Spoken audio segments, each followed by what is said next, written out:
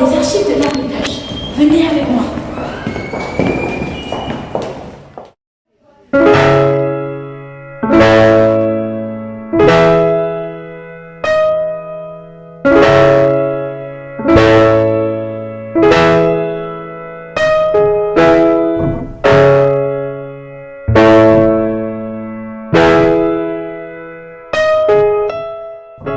Donc bonjour, aujourd'hui nous voici en compagnie de Anna Marly, d'origine russe, la fameuse auteure du Chant des partisans.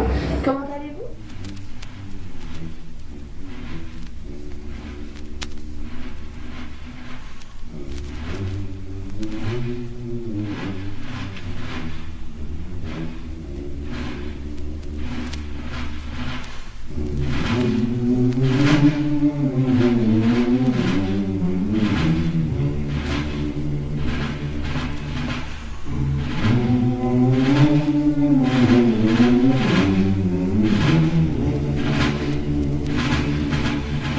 Amis, entendu le vol noir des corbeaux sur nos plaines.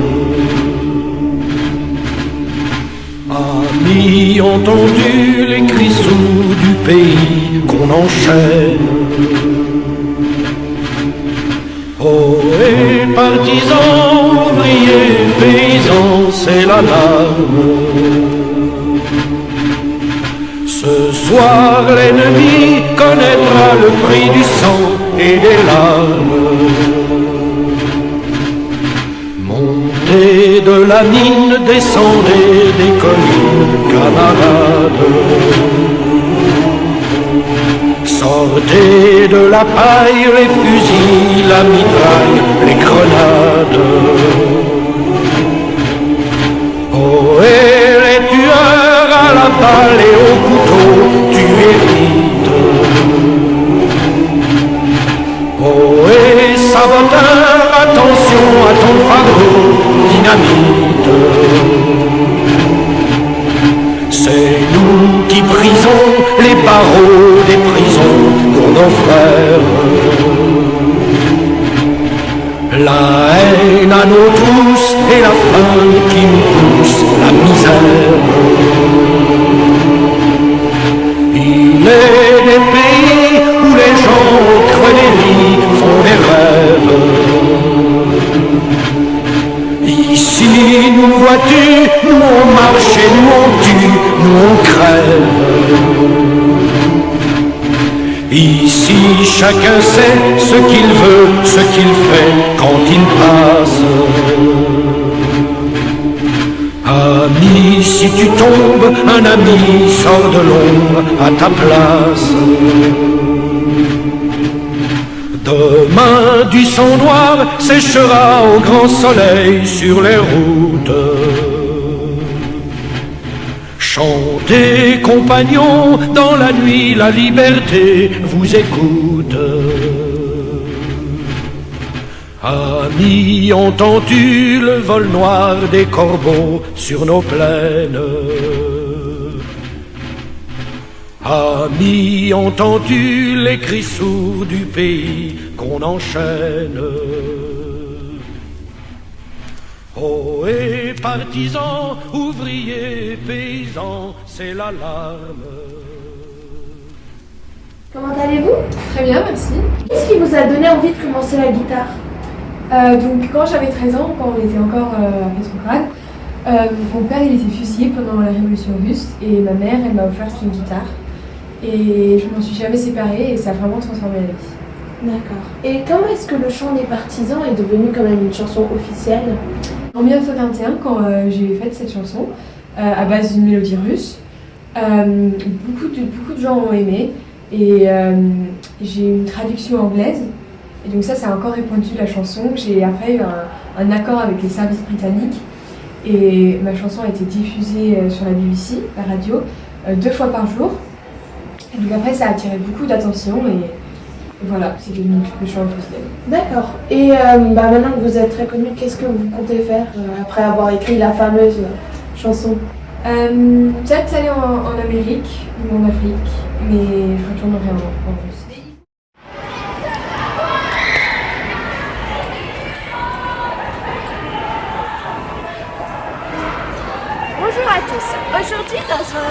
l'émission Secrets de résistants, nous allons rencontrer René Clément, un célèbre cinématographe français qui a résisté en créant des films. Venez avec moi.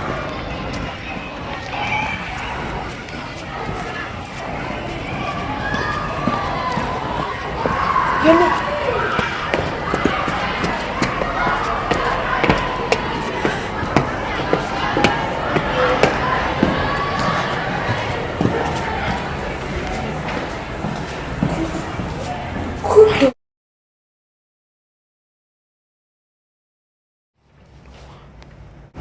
Bonjour, aujourd'hui nous sommes en compagnie de René Clément. Comment allez-vous? Très bien, merci. Et vous? Ça va très bien. Donc vous étiez destiné à une carrière d'architecte, mais pourquoi avoir laissé tomber? J'ai laissé tomber parce que en 1934, lorsque j'étais sur le tournage de On demande une brute, et il y avait Jacques Tati, et j'étais pris comme assistant, donc ça m'a un peu changé les idées. Et aussi la guerre, comme il y avait la guerre, ça a interrompu mes études d'architecte. D'accord. Est-ce qu'il y a quelqu'un qui vous a influencé dans ce choix ou vous a même influencé dans votre carrière? Ah oui, Jacques Tati, parce que dès que je l'ai rencontré sur le tournage de Comme un brut, ça m'a tout changé. Et aussi on a fait un film ensemble, Soigne ton gauche, et ça m'a beaucoup changé. Vous êtes très proches. Ouais. Oui. Donc, y a-t-il un film qui pour vous a eu un impact comme vous êtes un résistant et vous avez résisté avec la cinématographie, donc y a-t-il un film qui vous a le plus... Donc y a-t-il un film qui pour vous a eu un impact sur la résistance comme vous avez résisté avec la cinématographie? Lequel pour vous a eu celui qui a eu le plus grand impact? Celui qui a eu le plus grand impact sur moi, c'était... Et donc c'est un film sur deux hommes qui sont à la gare, une gare en Provence. Et en fait, c'est deux hommes qui organisent le passage des fugitifs, les passages des tracts, tous les courriers aussi qui s'envoient. Et c'est comme ça qu'ils vont résister. Ça m'a beaucoup marqué. Et donc c'est pour ça que je voulais que ça soit sur la résistance, comme ça les gens de la France pouvaient le voir et comprendre comment les résistants ils faisaient pour résister.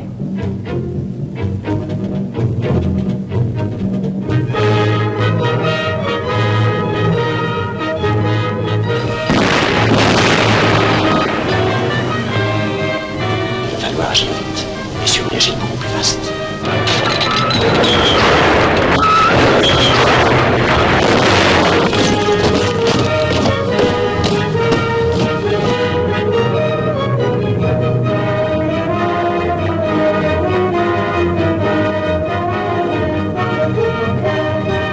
Il ne faut pas que le convoi passe, tout est là.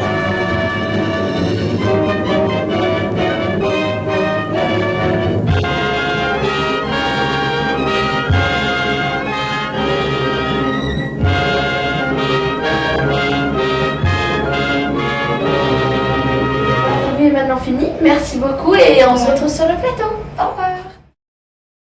Voici un petit extrait sur les actions de la résistance française pendant la Seconde Guerre mondiale à travers la littérature. Allez, bon visionnage. Combattant pour la France, bravant le froid, bravant la faim, défiant l'horrible esclavage, bravant la balle, bravant ses chiens sans jamais perdre courage. Ce sont ceux du maquis, ceux de la résistance, ce sont ceux du maquis, jeunesse du pays. Au micro de la BBC, une équipe de journalistes et de chansonniers exalte la résistance, qui au printemps 44 gagne en audience. Une centaine de journaux nationaux, comme Combat, Franc-Tireur, Libération, atteint une diffusion de plus de 2 millions d'exemplaires. Les résistants actifs sont entourés de la couronne protectrice de milliers de sympathisants, y compris dans les rangs de l'administration vichysoise, où l'on observe bien des retournements de veste. Outre la propagande par tracts et journaux, les résistants recueillent des renseignements sur le dispositif de l'occupant, effectuent des coups de main, exécutent des collaborateurs. La répression menée par la Gestapo et la milice est impitoyable. Des réseaux entiers sont moissonnés, les combattants de l'ombre sont torturés, assassinés. L'espérance de vie pour un résistant ne fut jamais aussi courte qu'au premier semestre 1944. Le sacrifice du matin de jeunes gens héroïques ne doit pas pourtant entretenir la mythologie d'une France tout entière résistante, dressée contre l'occupant et Vichy. Au printemps 44, une infime minorité, peut-être 2% de la population active, est engagée dans la résistance. À la veille du débarquement, la majorité des Français reste hostile à la résistance armée qui effraie. Les Français souhaitent être libérés, mais ne sont pas prêts à s'engager. Ils forment un marais attentiste et inquiet qui regarde s'affronter 100 000 collaborateurs et 100 000 résistants. Nous sommes maintenant sur le plateau en compagnie de tous nos résistants. Comment allez-vous? Très bien, merci. Donc, pour vous, quel est le meilleur moyen de résister? Paul Éluard, d'abord. Alors moi, je trouve qu'il y a beaucoup de moyens pour résister. Donc comme nous, on résiste à travers différents moyens. Et par exemple, moi, mon poème Liberté, ça a été un gros succès de la résistance. D'accord. Anne-Marie? Moi j'ai fait le chant de partisan, donc moi j'ai résisté dans cette manière-là, sauf que en mettant le chant officiel des Français de résistance, ça a permis à tous les Français de résister. Voilà.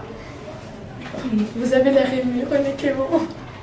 Bah oui, moi je suis tout touchée par tous ces artistes, quoi. Ils ont fait tous un truc pour la résistance. Et moi je trouve que tous les moyens sont très bien. D'accord. Pour moi, je suis d'accord du côté de René Clément, car tout le monde peut résister de sa manière. Comme moi, je suis un fou dans l'asile, et moi j'ai résisté avec l'art brut. Car pour moi, le vrai art, il est toujours là où il est.